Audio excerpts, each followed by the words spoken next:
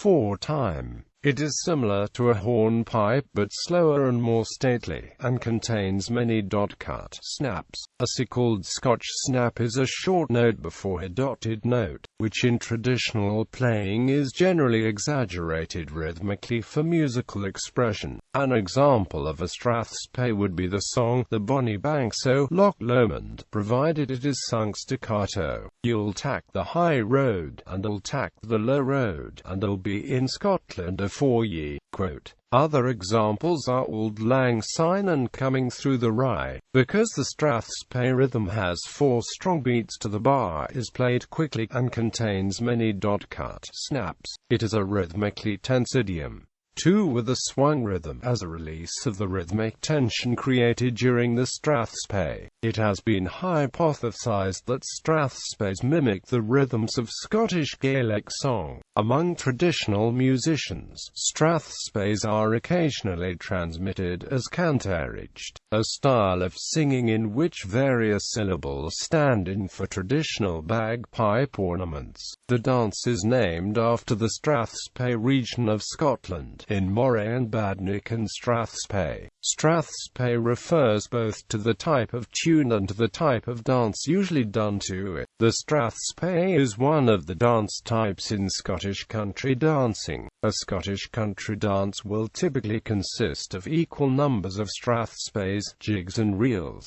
The strathspey step is a slower and more stately version of the skip-change step used for jigs and reels. The strathspey also forms part of the musical format for competing pipe bands. Modern high-grade pipe bands are required to play a march of strathspey and a reel for competition purposes. The strathspey was originally conceived for the fiddle, using a peculiar bowing technique that would produce its characteristic Scotch snap rhythm. Many newer strathspeys were written in the 18th and 19th centuries by composers such as William Marshall and James Scott Skinner, who utilized the full range of the fiddle to produce many memorable tunes. Skinner distinguished between dance tunes, which retained the staccato bowing, and airs which were for listening. More recently, Muriel Johnston has written some elegant piano strathspeys.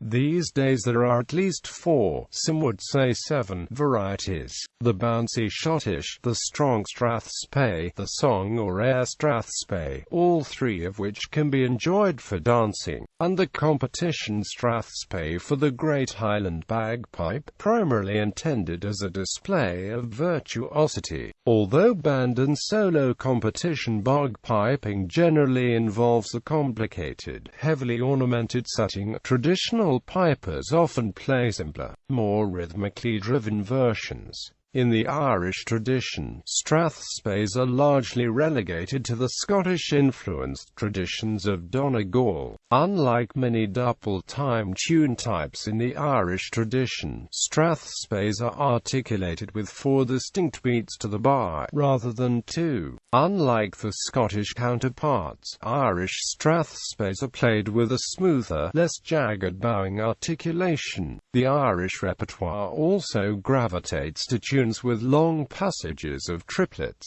In the New World, the Cape Breton strathspey differs from its Scottish and Irish cousins in its rhythm patterns. While the dot-cut snaps are fairly standard in European strathspeys, in the Cape Breton style the dotted note can come before the short note, and the snaps can come at any point in the measure. These changes allow for the rhythmic lift needed for the Cape Breton style of Scottish step dancing. The dot-snap variations have been described as more wild than in Scottish playing. Cape Breton dot-snaps often follow the same pattern within any given piece of music, and adhere to a local pattern shared among the community of Cape Breton style players. The same tune can be played in the Scottish and Cape Breton styles but will sound different.